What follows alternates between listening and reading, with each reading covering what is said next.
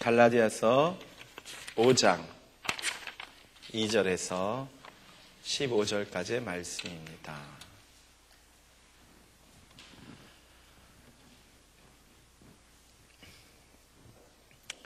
네, 우리 10절부터 15절까지만 같이 봉독하기로 하겠습니다.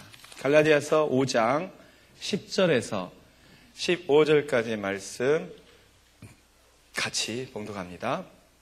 나는 여러분이 다른 생각을 조금 더 품지 않으리라는 것을 주님 안에서 확신합니다. 그러나 여러분을 교란시키는 사람은 누구든지 심판을 받을 것입니다. 형제자매 여러분, 내가 아직도 할례를 전한다면 어찌하여 아직도 박해를 받겠습니까?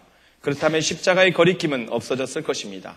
할례를 가지고 여러분을 선동하는 사람들은 차라리 자기의 그 지체를 잘라버리는 것이 좋겠습니다. 형제자매 여러분, 하나님께서는 여러분을 부르셔서 자유를 누리게 하셨습니다. 그러나 여러분은 그 자유를 육체의 욕망을 만족시키는 구실로 삼지 말고 사랑으로 서로 섬기십시오. 모든 율법은 내 이웃을 내 몸과 같이 사랑하여라 하신 한마디 말씀 속에 다 들어있습니다. 그런데 여러분이 서로 물어뜯고 잡아먹고 하면 피차 멸망하고 말터이니 조심하십시오. 기도하시겠습니다. 사랑과 자비가 풍성하신 은혜 하나님, 오늘도 하나님의 말씀이 살아있고 운동력이 있고 변화시키시는 것을 믿음으로 이 자리에 나왔습니다. 말씀을 선포하는 자와 듣는 자가 모두 다 하나님의 음성에 귀를 기울입니다. 하나님의 살리는 능력을 소망합니다. 이 시간 성부와 성자와 성령 삼위일체가 되신 하나님께서 친히 임재하시고 친히 말씀하시는 천국의 메시지를 들려주시옵소서. 그 말씀으로 저희들의 귀가 울리고 심령이 반응하고 삶의 변화가 일어나도록 주님께 모든 것을 맡깁니다. 주님 역사하여 주시옵소서.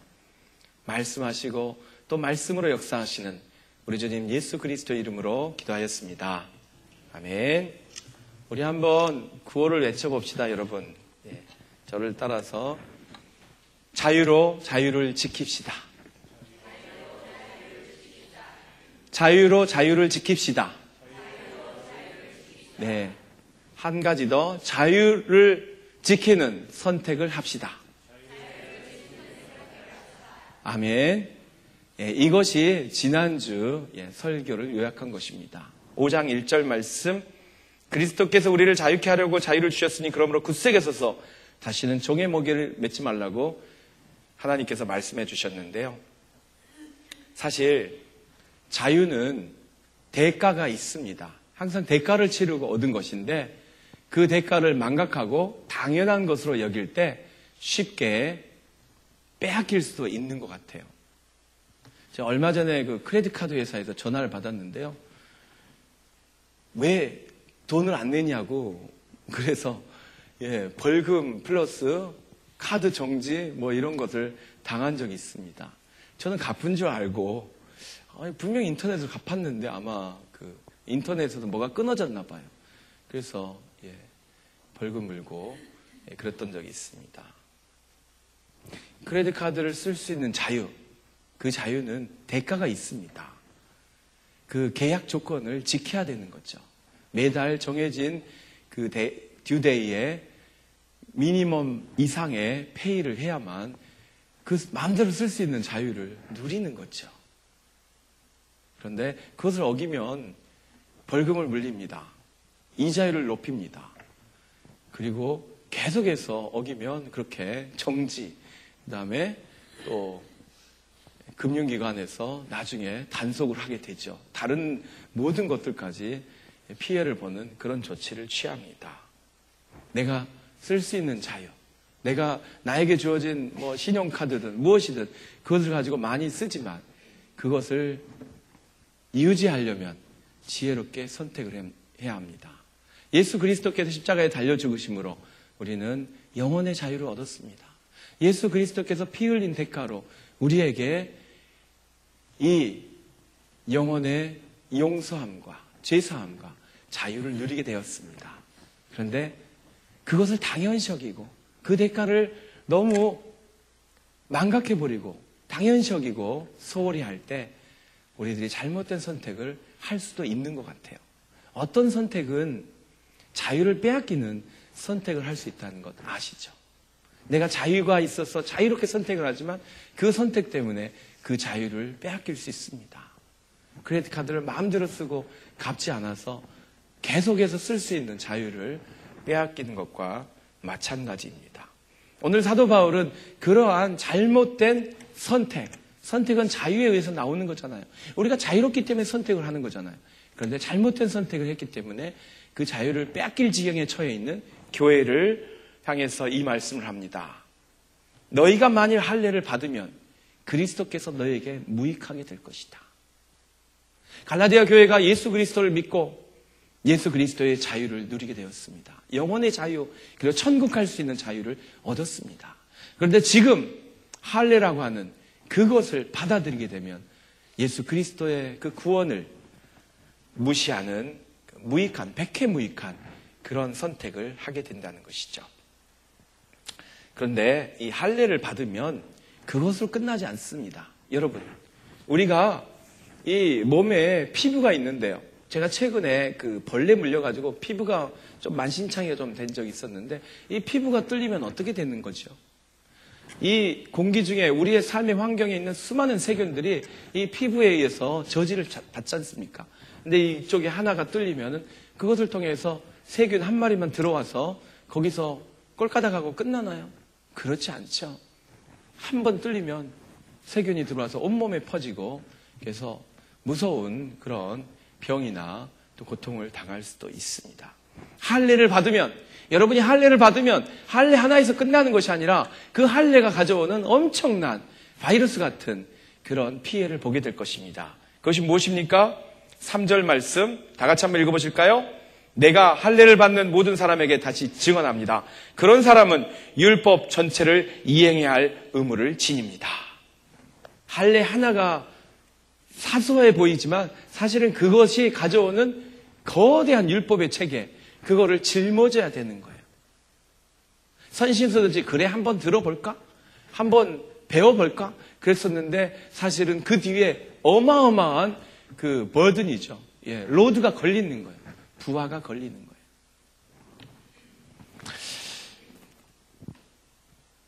(5장 4절이) 그 율법이 추구하는 그것을 말해줍니다. 같이 한번 읽어주시겠습니까? 율법으로 의롭게 되려고 하는 사람은 그리스도에게서 끊어지고 은혜에서 떨어져 나간 사람입니다.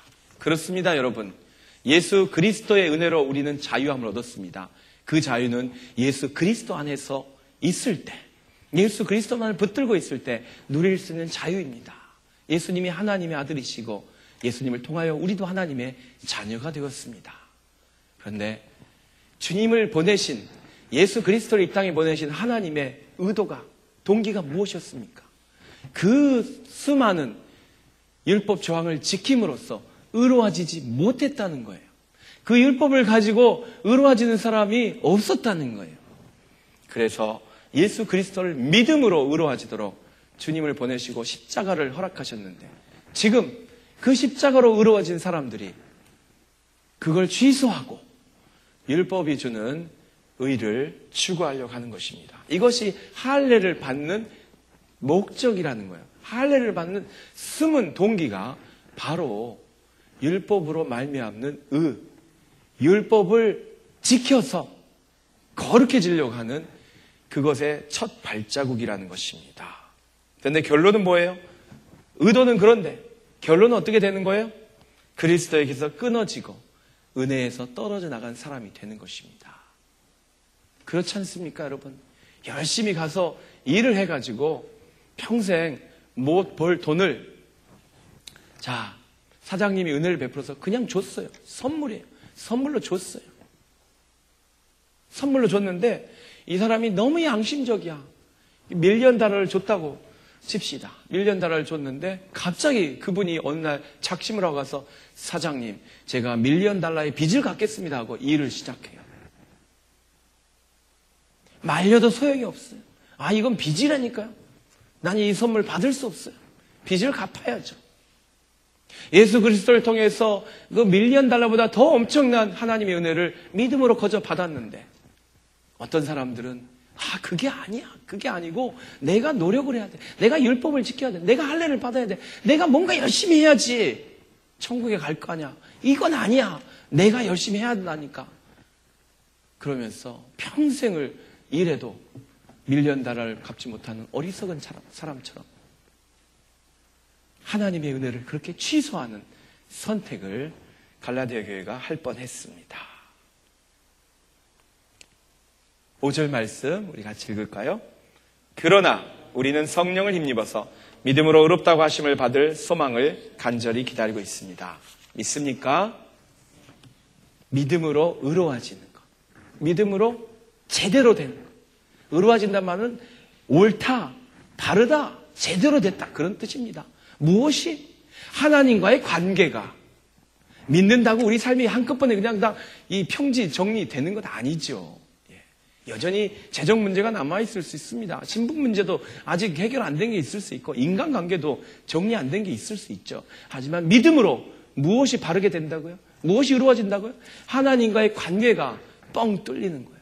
하나님과의 관계가 그냥 그냥 직행으로 확실하게 뚫려지는데 그것이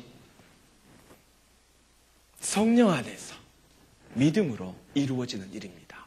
율법을 지켜서 법조항을 지켜서 내가 열심히 그것을 지키기 위해서 몸부림치고 노력하기 때문에 이루어지는 것이 아니라 예수 그리스도의 은혜를 믿음으로 십자가의 은혜를 믿음으로 우리는 하나님의 자녀가 되는 권세를 누리게 되었습니다. 믿습니까?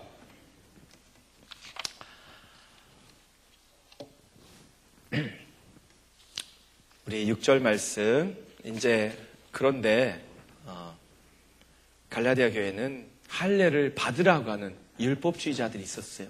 사도 바울이 복음을 전하고 갔는데 뒤를 따라다니면서 그걸로는 부족해. 구약 성경의 율법을 다 지켜야 돼. 특별히 할례부터 시작해. 이렇게 주장하는 유대인으로 만드는 거죠. 쉽게 말하면. 그 사람들 앞에서 사도 바울은 이렇게 이야기합니다. 6절 말씀. 그리스도 예수 안에서는 할례를 받거나 안 받는 것이 문제가 되는 것이 아닙니다. 가장 중요한 것은 믿음이 사랑을 통하여 일하는 것입니다. 사도행전 16장 3절을 보시면 바울이 디모데를 데리고 다니기 위해서 디모데에게 할례를 받게 합니다. 디모데가 복음 안에서 예수 그리스도의 사람이 되었는데 아버지가 이방인이었어요. 그래서 아마 할례를 안 받은 것 같아요. 그런데 할례를 받게 해서 유대인들과 아무 거리낌 없는 그런 상태로 만들어서 데리고 다니면서 선교를 했습니다. 그런데 갈라디아서 2장 3절을 보시면 헬라인 디도가 또 사도 바울의 또 제자인데 그 디도에게 할례를 안 받게 합니다. 그래서 사도 바울이 데리고 다닌 사람들을 전부 할례를 받게 하고 그런 게 아니에요. 사도 바울 옆에는 할례 받지 않는 이방인도 있고 할례 받은 유대인도 있고 유대인과 이방인이 헷갈렸는데 그 사람을 할례 받게 한 사람도 있었고 그랬어요. 왜 그렇게 했습니까? 할례가 중요하지 않고 전도하려고 하는 사람들, 선교하려고 하는 사람들의 그 성향에 맞춰서 그냥 그렇게 한 것입니다. 그것 때문에 올무가 되지고 비방받지 않게 하기 위해서 하게 한 것이지 모든 사람을 다 할례 받으라고 또는 할례 받은 사람만 우대하고 그런 것이 아닙니다. 왜요? 할례를 받든지 안 받든지 이것이 문제가 아닙니다. 진짜 문제는 무엇이라고요, 여러분? 가장 중요한 것은 성경에 이런 표현도 드물어요. 가장 중요한 것은 무엇이라고요? 믿음이 사람을 통하여 일하는 것입니다. 피데스, 포르마타, 카리타테. 가톨릭에서 많이 쓰는 표현이죠. 사랑으로 역사하는 믿음. 개역 성경은 이렇게 표현되어 있어요. 사랑으로 역사하는 믿음. 사랑에 의해서 빚어지는 믿음. 사랑에 의해서 표현되는 믿음. 사랑으로 드러나는 믿음. 그것이 가장 중요하답니다, 여러분. 사실 믿음이 살아있으면 자라게 되어 있습니다. 자란 것들은 반드시 열매를 맺게 되어 있습니다. 그 믿음이 자라서 열매 맺는 것 중에 가장 중요한 것이 사랑이라고 하는 거예요. 그 믿음이라고 하는 그 나무의 열매가 사랑이라고 볼 수 있겠죠. 저희가 콘도에서 사는데 이 콘도에 사는 사람들의 의무 중에 하나가 그 백야드 그 잡초를 제거해야 되는 의무가 있더라고요. 사실은 지난번 세입자 그 주인이 그거를 트집 잡아가지고 벌금을 먹였어요. 집을 나올 때 잡초가 있다고 잡초를 안 자르고 갔다고 벌금을 먹였어요. 100불인가? 네. 근데 아무튼 이번에 온 집은 제가 그래서 잡초를 열심히 없애거든요. 그런데 또 나요, 이게. 작년에 분명히 없었는데 올해 또 이렇게 무성이 됐더라고요. 저희 페리어는 오신 분들은 아시겠지만 다행히 벽돌이 깔려 있습니다. 그래서 잡초가 많이 안 나요. 예. 가드닝 걱정할 필요가 없는데 벽돌이 촘촘하게 돼 있는데 그 사이를 뚫고 잡초가 올라오더라고요. 이 잡초가 처음에는 쬐끔했을 거 아니에요? 그런데 이게 커지니까 벽돌을 밀어내요, 이렇게. 이 잡초들이 나오는데도 벽돌이 이렇게 벌어져 있어요. 야, 이거 별것도 아닌데. 그 부삽으로 그냥 찌르면 그냥 툭 털어지는 그런 이 잡초인데도요, 벽돌을 밀어내요. 이야, 생명이 대단한 거다. 그거를 감탄하게 만드는 겁니다. 살아있는 것들은 자라게 되어 있고 장애물을 해치고 커지더라고요. 그리고 열매를 맺습니다. 믿음이 살아있는 믿음이라면 열매를 맺는데 그것이 사랑이라고 하는 거예요. 예수님께 제자들에게 야단치신 표현이 두 가지가 있는데 어쩔 때는 믿음이 적은 자들아, 그리고 어떨 때는 믿음이 없는 자들아, 뭐 그랬었는데 그 상황별로 나눠서 연구해 보는 것 아주 도움이 되겠죠. 근데 분명한 것은 왜 그 말씀을 하셨어요? 믿음의 진보, 그 이외에 진보가 있으면 사랑이라고 하는 어떤 그 표현이 되는데 그것이 나타나지 않을 때 주님께서 야단을 치신 것 같습니다. 사랑이 자라는 길에는 몇 가지 장애물들이 있는 것 같아요. 굉장히 많은데 그냥 제가 체험한 것만 간단하게 말씀드리면 믿음이 사랑으로 가기 위해서 처음에 직면하는 그 방해물이 있다면 의심인 것 같아요. 의심. 예수님이 정말 메시아일까? 하나님은 내 기도를 들으시나? 이런 의심을 뚫고서 믿습니다. 믿음을 주시옵소서. 이게 믿음 성장이 꼭 필요한 것 같아요. 어쩔 수가 없어요. 믿음으로 돌파하는 거예요. 믿음의 적들은 믿음으로 돌파하는 거예요. 다른 걸로 뭐 설명을 해주고 그 쉽게 해석해주고 그런다고 되는 문제가 아닌 것 같아요. 너무 쉽게 해석해줘가지고 잘못된 이단들이 얼마나 많으신 줄 아시죠? 예. 그리고 믿음 생활하다면은 그 다음에 자주 오는 게 불안이나 공포나 두려움인 것 같아요. 뭐 이유가 있는 것도 있고 이유가 없는 것도 있지만 이것을 뚫고 지나가야 믿음이 자라는 것 같습니다. 내가 사망의 음침한 골짜기를 다닐지라도 예수 그리스도 붙들고 믿음으로 뚫고 가는 거예요. 공포와 두려움 중에 가장 무서운 게 죽음이라고 하는 거잖아요. 솔직히 말씀드리면 뭐라고 말해도 결국은 그것이 가장 두려운 건데 그것을 뚫는 것도 믿음밖에 없는 것 같아요. 뭘 믿어요? 내 믿음을 내가 믿는 게 아니라 예수님 믿고 가는 거예요. 예수님 믿고 갈 때 뚫고 갈 수 있습니다. 그리고 나서 신앙이 장성하면, 신앙이 성장하면 마지막에 기다리고 있는 적이 있죠. 그게 무엇입니까, 여러분? 교만이라고 하는 거죠, 교만. 물론 망하고 실패한 사람도 교만할 수 있지만 교만이라고 하는 것은 다 잘 될 때 주로 기다리고 있습니다. 마지막에 기다리고 있어요. 잘 되라. 잘 된 다음에 뭐가 기다리고 있냐면 교만이 기다리고 있잖아요. 그 교만이 다른 모든 문제를 낳습니다. 그 교만이 다른 사람을 멸시하는 거고 그리고 그 멸시의 기초에서 또 핍박도 하고 박해도 하고 분노하기도 하고 자기의 교만을 그 인정해주고 높여주는 것이 아니라 그걸 무시하면 또 분노하고 공격적이 되고 그렇죠. 물론 이 교만은 열등감의 표현이다. 그렇게 심리학적으로 분석하는데 그냥 성경적인 표현만 쓰겠습니다. 그래서 그 교만이라고 하는 그 장벽을 잘 이겨내야 신앙이 성장하는 것 같습니다. 근데 그 교만, 그것을 이기는 길이 이제 겸손이라고 하는 예수님의 모습이죠. 예수님의 십자가를 지신 겸손한 모습. 그것이 믿음의 성장, 경로요, 사랑으로 가는 길이라고 믿습니다. 그래서 사랑은 의심이 없습니다.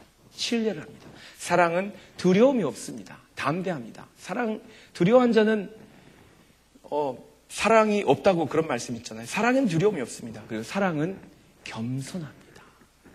물론 이제 사랑장에 나오는 모든 걸 다 말씀하려면 시간이 없는데 이게 믿음이 사랑으로 연결어가는 간단한 경로라고 생각합니다.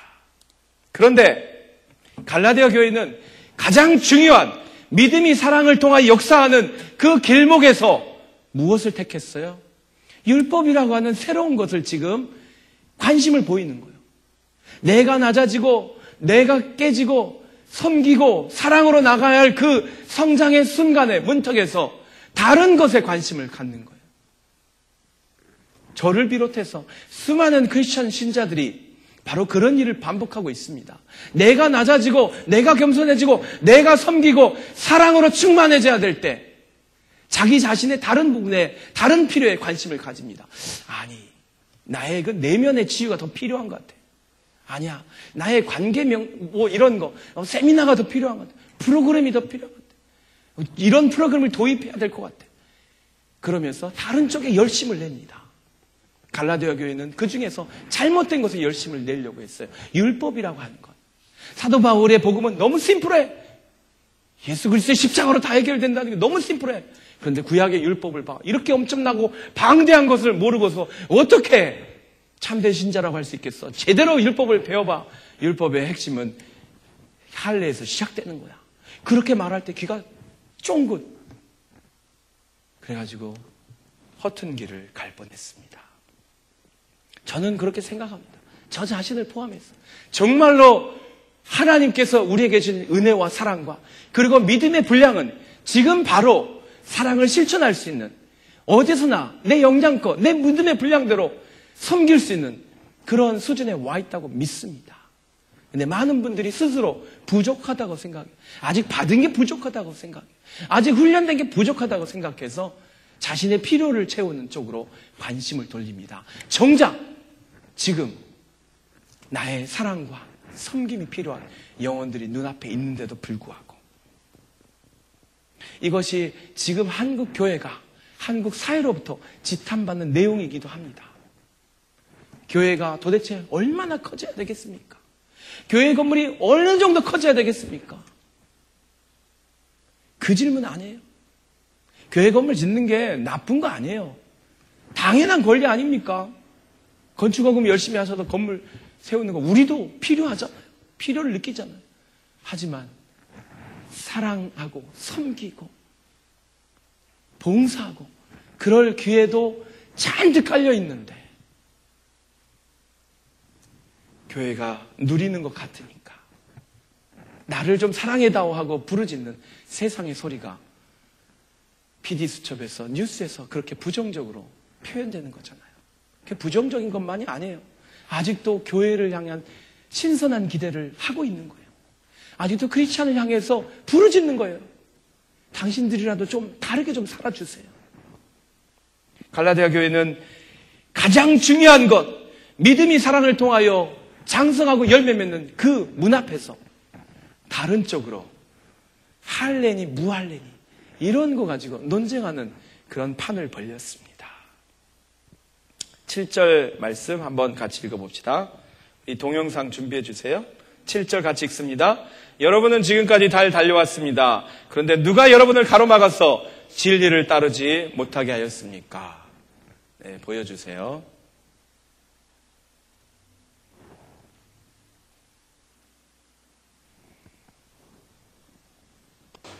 As these runners round the final turn of the 400-meter dash, one sprinter is so far ahead of the others that he celebrates a little too early.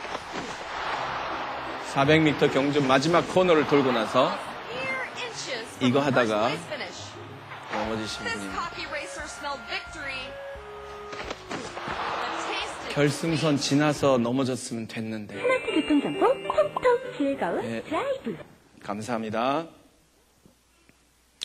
오늘 이 말씀 여러분 지금까지 잘 달려왔습니다. 믿음의 길, 십자가의 길, 바른 길을 잘 달려왔는데 그런데 누가 여러분을 가로막아서 진리를 따르지 못하겠습니까? 누가 가로막아서, 이 가로막다는 말이 에네콥센인데요. 경기를 할 때 진로를 방해한다는 뜻이에요.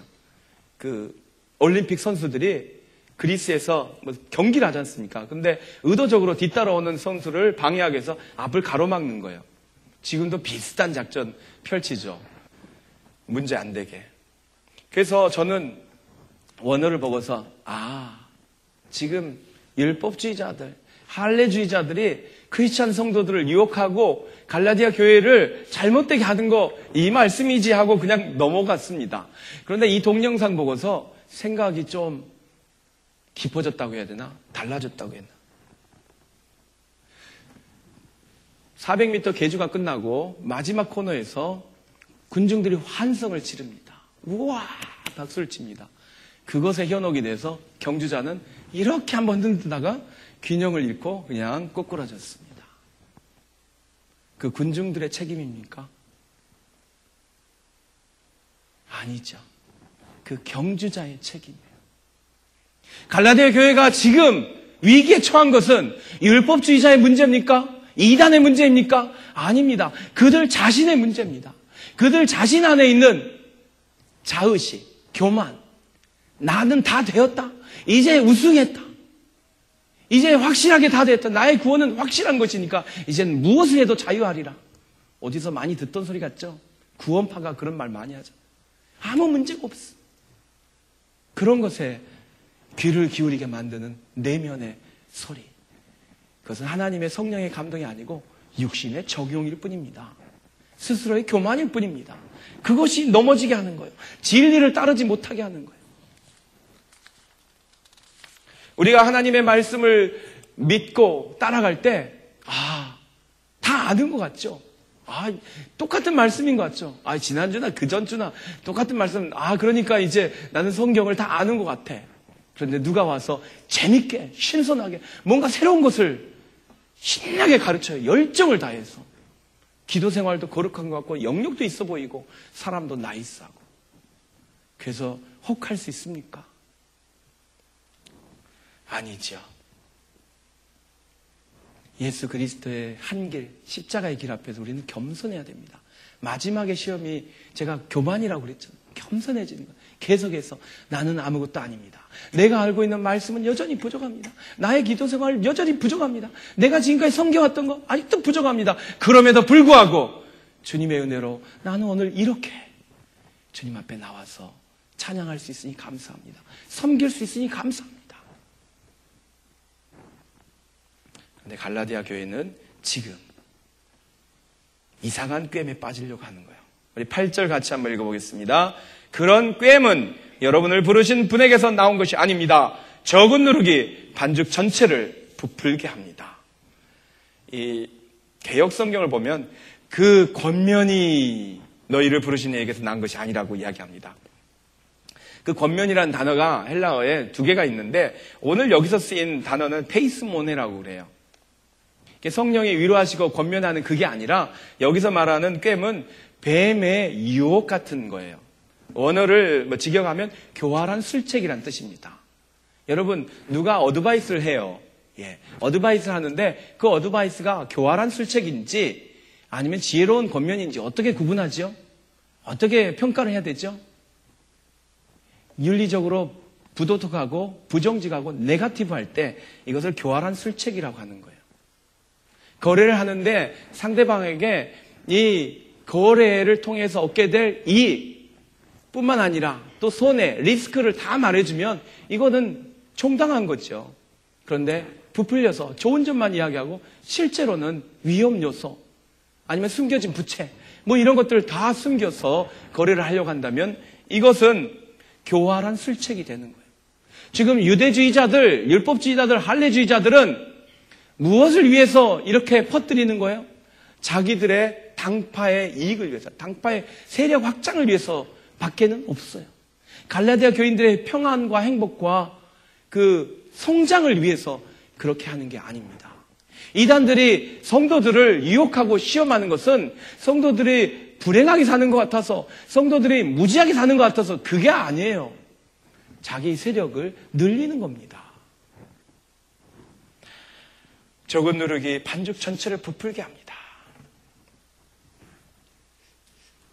잘못된 세균이 피부를 뚫고 들어와서 몸 안에서 막 번식할 수 있는 것처럼 잘못된 가르침도 그렇습니다. 하나 받아들이면 모든 것을 다 포기를 해야 돼요. 복음은 두 손에 쥐고서 설명될 수 있는 게 아닌 것 같습니다. 예수 그리스도의 복음을 들고 이제는 충분히 되었다. 충분히 깨달았다. 충분히 이해했으니 다른 것도 해볼까? 성경과 코란을 비교해볼까? 아니면 성경을 맹자식으로 한번 풀어볼까? 물론 비교 종교학자들이 그런 일을 하는 사람도 있어야 되겠지만 예수 그리스도를 믿는 사람이 그런 태도로 가면 안 되는 거죠. 이단에 대해서, 잘못된 가르침에 대해서 그런 태도를 용납하는 것 자체가 모든 것을 잃어버리는 것입니다. 자, 우리 10절 말씀 읽고, 나는 여러분이 다른 생각을 조금 더 품지 않으리라는 것을 주님 안에서 확신합니다. 그러나 여러분을 교란시키는 사람은 누구든지 심판을 받을 것입니다. 교활한 술체, 요동치는 사람, 교란시키는 사람, 표현은 다릅니다만은 다 멋지게 다가오는 사람이에요. 구약 성경에 아주 달통한 박사, 율법사, 아주 저명한 학자, 그렇게 나타나는 거예요. 꾀제제하고 마기타를 쓰고 오는 게 아니에요. 정말 유식하고 나이스하고 교양 있고 그런 모습으로 다가오지만 실제로는 성도들을 교란시키고 혼미하게 만들고 자기 이익을 위해서 끌어가는 사람에 불과하다는 뜻입니다. 그리고 그들에게 사도 바울은 저주를 선포합니다. 사도 바울은 한때 이 진영의 최전선에 서 있었던 사람이에요. 크리스찬을 비판하는 제일 선두에 섰던 사람이 사울이라고 하는 사람이에요. 그리고 크리스찬들이 죽어도 눈 하나 깜짝하지 않았어요. 그런데 하나님이 그의 눈을 감겨버리셨죠. 사람의 생명이 죽어나가도 깜짝하지 않았어요. 왜? 율법만이 정이니까, 율법만이 옳으니까, 율법만이 최고인데 그것을 아니라고 말하는 크리스찬들은 다 없어져도 죽여도 괜찮다고 생각한 사람이 사울이었습니다. 그런데 하나님이 그의 눈을 감기셨어요. 빛을 보고 눈이 멀어버린 그에게 누가 그의 눈을 뜨게 했어요? 예수님의 제자 아나니아가 기도하고서 눈이 뜨입니다. 하나님의 성령이 그의 눈을 감기고 그의 눈을 뜨게 한 다음부터 그가 시각이 바뀌었어요. 눈이 감겼다가 열리니까 시각이 바뀌었어요. 아니구나. 이쪽이 생명을 죽이는 것이고 내가 무슨 짓을 했는가? 내가 죽이려고 했던 그들이야말로 진짜 생명을 전하는 하나님의 사람들이구나. 그러면서 반대 진영에서 지금 이 말씀을 하는 것입니다. 당신들은 심판을 받을 것이다.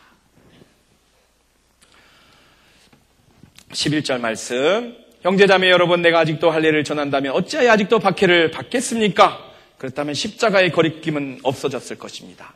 나도 한때는 그 십자가를 믿을 수 없었어. 십자가의 사람들을 박해했는데 이제는 십자가가 불편한 것이요. 유대인에게 수치스러운 것이고 헬라인에게도 부끄러운 것이고 수치스러운 것이고 무지한 것이고 어리석은 것이지만 나는 그 십자가를 자랑하는 복음의 사람이 되었습니다. 그리고 그것 때문에 그 십자가의 복음을 전하는 것 때문에 박해를 받아도 심지어 내가 죽을지라도 나는 눈 하나 깜짝하지 않겠다. 이것이 사도 바울의 고백입니다. 12절 말씀 우리 남성 동지 여러분들 크게 한번 읽어주시면 감사하겠습니다. 할례를 가지고 여러분을 선동한 사람들은 차라리 자기의 그 지체를 잘라버리는 것이 좋겠습니다. 네. 할례가 무엇인지 아시죠, 여러분? 혹시 익숙하지 않은 분들을 위해서 할례의 할자는 자르다, 베다의 할자입니다. 레는 세레모니, 예식이죠. 자르는 예식이죠. 그러니까 그 아이가 태어났을 때 남자아이에 해당되는 경우죠. 남자아이가 태어나서 8일째가 되면 그의 그 성기에 그 덮여 있는 부분, 성기를 덮고 있는 양피라고 하죠. 영어로 foreskin. 그것을 동그랗게 잘라내는 것입니다. 그래서 영어의 circumcision이라는 말은 circum, 둥그렇게, season, size, 잘라낸다는 뜻을 갖고 있어요. 그런데 이것이 유대인의 징표입니다. 그리고 그것을 통하여 받은 유대인의 언약, 히브리인의 언약, 이것이 구원받은 백성, 그리고 선택받은 삶, 거룩한 그 인생의 목적, 이 모든 것의 출발점이에요. 사도 바울은 그거 가지고 이렇게 문제를 삼고 그거 가지고 쫓아다니면서 크리스찬들을 괴롭히고 있는 너희들 차라리 거시기를 잘라버려라, 그 뜻입니다. 당신들의 그 성기를 아예 그냥 싹 잘라버리세요. 그런 무서운 말을 했습니다. 세상에 많은 욕설들이 주로 성과 관련된 건데 이런 욕설은 제가 본 적이 없습니다. 오늘 이 성경 밖에는 들어본 적이 없어요. 사도 바울은 이렇게 무서운 욕설을 한 거죠, 저주를. 차라리 그게 없으면 문제가 안 되잖아요. 예. 받아라 마다라 그럴 필요가 없으니까. 근데 그걸 가지고서 율법, 그 엄청난 율법의 버든을 짊어지우려고 하는 그 유대주의자들 향해서 사도 바울이 저주를 퍼부었습니다. 차라리 그게 더 나을 것이다. 형제자매 여러분, 13절, 하나님께서는 여러분을 부르셔서 자유를 누리게 하셨습니다. 그러나 여러분은 그 자유를 육체의 욕망을 만족시키는 구실로 삼지 말고 사랑으로 서로 섬기십시오. 우리 믿음에 있어서 정말로 중요한 것은 무엇입니까? 믿음이 자라는 거죠. 자유를 지키는 선택을 계속 해가는 거죠. 믿음이 계속 자랄 수 있는 그런 선택을 계속 해가는 거죠. 그래서 사랑의 사람이 되는 것입니다. 우리가 영혼을 사랑한다고 그렇게 우리 교회 표어가 되어 있습니다만 우리의 전 인격을 사랑해야죠. 예. 여러분은 하나님의 자유를 누리도록 부르심을 받았습니다. 그런데 그 자유를 계속 누리시려면 어떤 선택은 하지 말아야 합니다. 그것이 오늘 사도 바울의 메시지예요.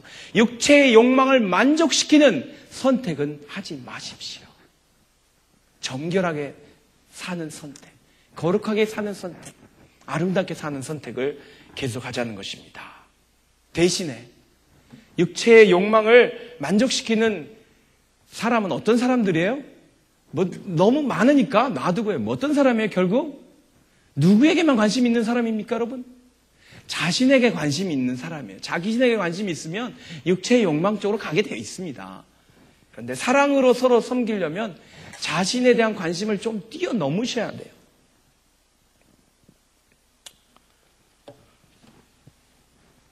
(14절) 말씀 같이 한번 보고 우리 노래 한 곡 듣겠습니다.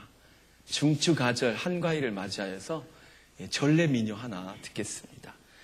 모든 율법은 내 이웃을 내 몸과 같이 사랑하여라 하신 한마디 말씀 속에 다 들어 있습니다. 아멘. 갑돌이와 갑순이 아시는 분들은 같이 한번 불러보실까요? 좀 키워주세요. 갑돌이와 갑순이는 갑돌이와 갑순이는 한 마을에 살았더래. 우리는 서로 사랑을 했더래.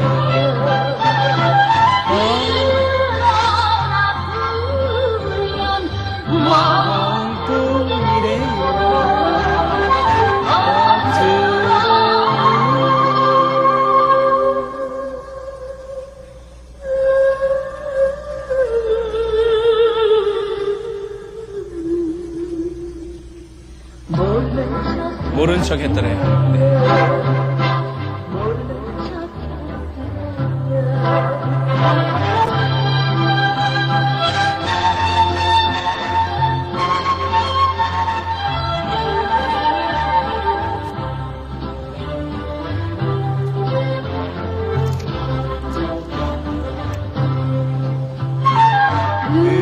그러다가 각순이는 시집을 가버렸대요. 시집간 첫날 밤에 하염없이 울었대요.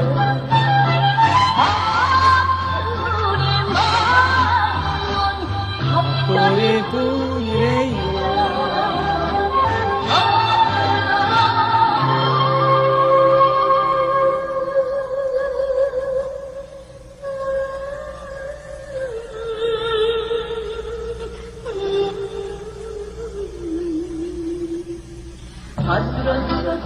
안 그런 척 했더래요.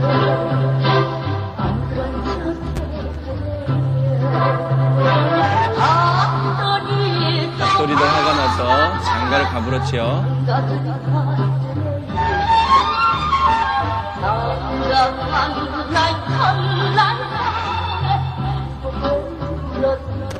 날 보고 울었어.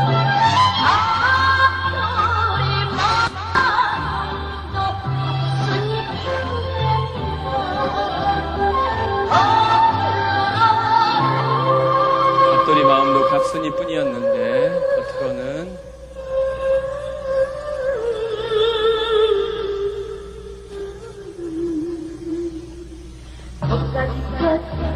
고까지 것 했네요. 네, 감사합니다. 1964년도에 세레나 킴이 취입한 음반이라고 알고 있습니다. 전래 미녀의 김부혜 씨가 곡을 달아가지고, 아무튼 그렇게 유행한 노래인데요. 한국 문화와 아주 가까운 심경을 표현한 거라고 생각합니다. 사랑하지만 사랑을 표현하지 않는 것, 저절로 알아주는 것, 저절로 풍겨나는 것, 그것을 기대하면서 사랑하지만 말로 잘하지 않고, 말로는 사랑한다고 하지만 또 행위로 잘하지 않고, 또 그것을 확장시키지 않는 두 커플의 비극입니다. 제가 이 노래 들으면서 왜 깝깝한지를 알았어요. 갑돌이와 깝순이가 깝깝한 사람이에요.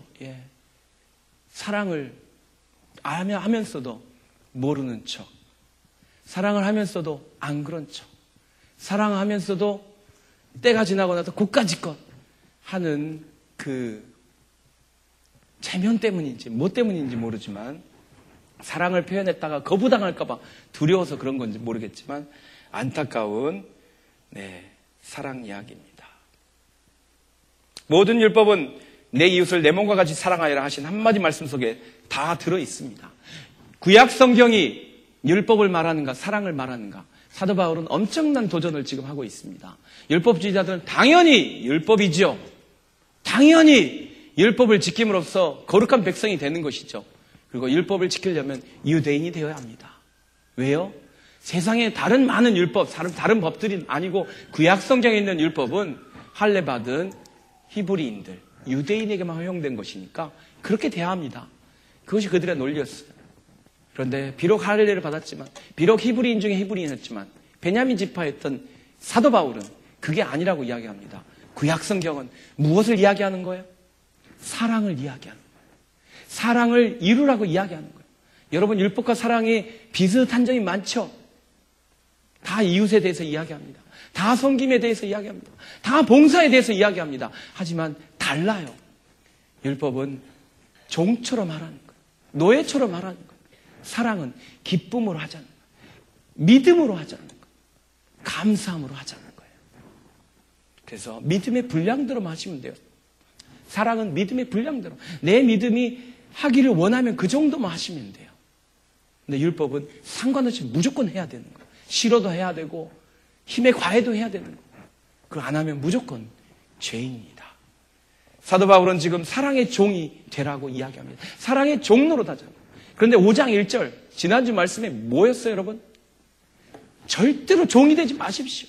여러분의 자유로 더 이상 종로로 하지 마십시오라고 이야기했어요. 그렇습니다, 여러분. 우리는 예수 그리스도 외에는 그 어떤 것에도 종로로 돼서는 안 됩니다. 하지만 하나, 사랑의 종이 되라고 이야기를 하는 거예요.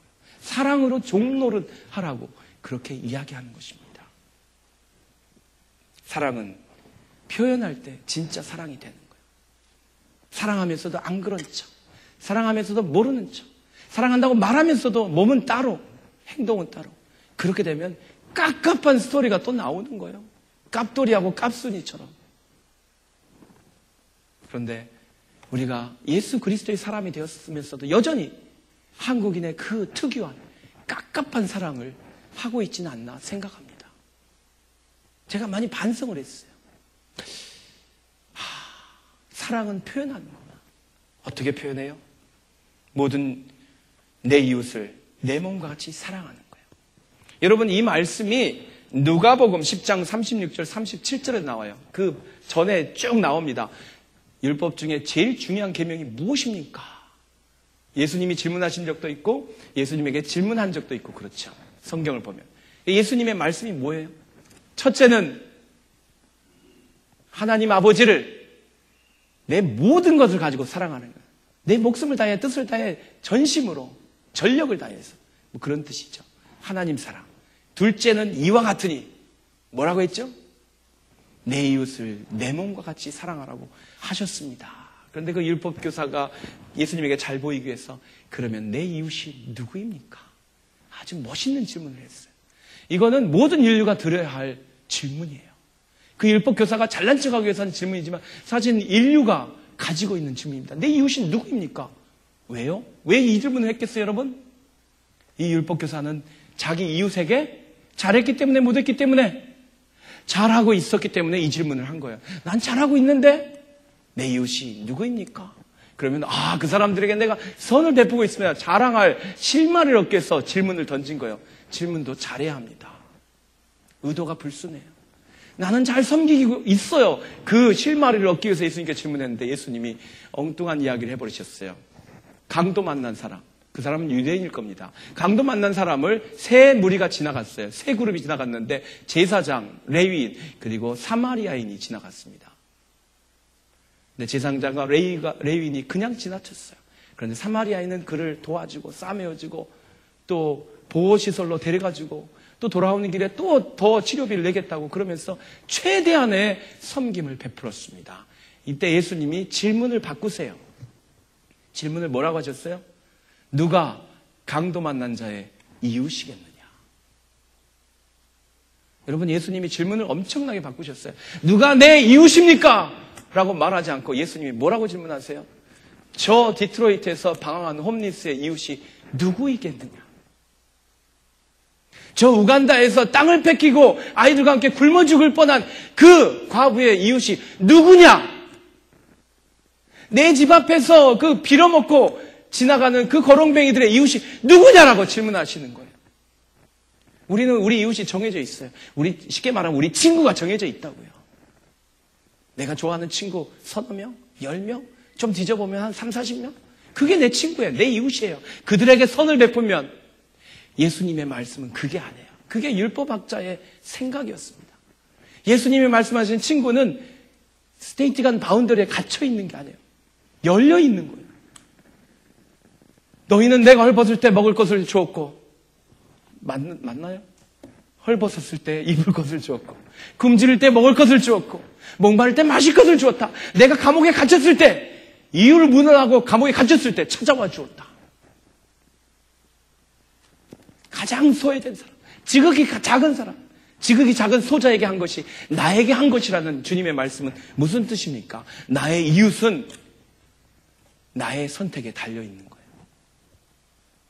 내가 지금 찾아가서 손을 내미는 그 영혼, 내가 지금 찾아가서 먹여주고 입혀주고 돌봐주는 그 영혼은 내 친구가 되는 거예요. 나는 그의 친구가 되고 그는 나의 이웃이 되고 나는 그의 이웃이 되고 그는 나의 친구가 되는 겁니다.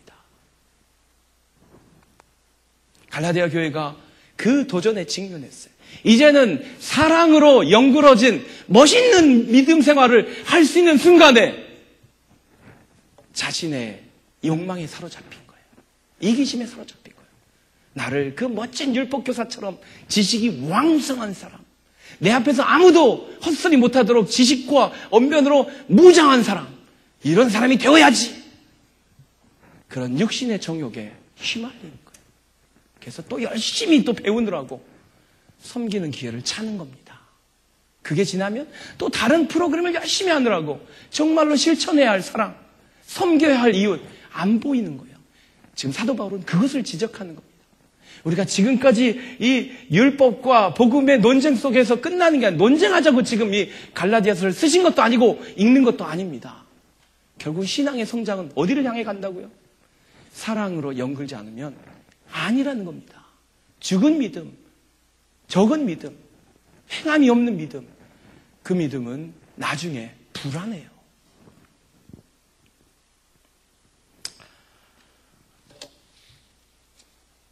(15절) 같이 한번 읽고 그림 2개 하나 볼까요?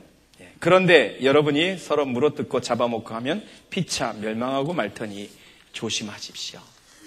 피카소는 큐비즘의 창시자라고 그러죠. 입체파 유명하신 분인데 게르니카라고 하는 그림을 그리셨습니다. 그 양반 사생활은 뭐 좀 복잡하지만 아무튼 그림의 영감으로 현대 화단을 바꾼 사람 중에 한 분이죠.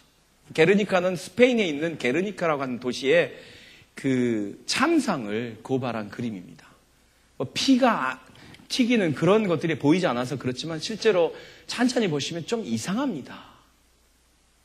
뭔가 그 짐승들에게 짓밟히고 있는 인간을 볼 수 있어요.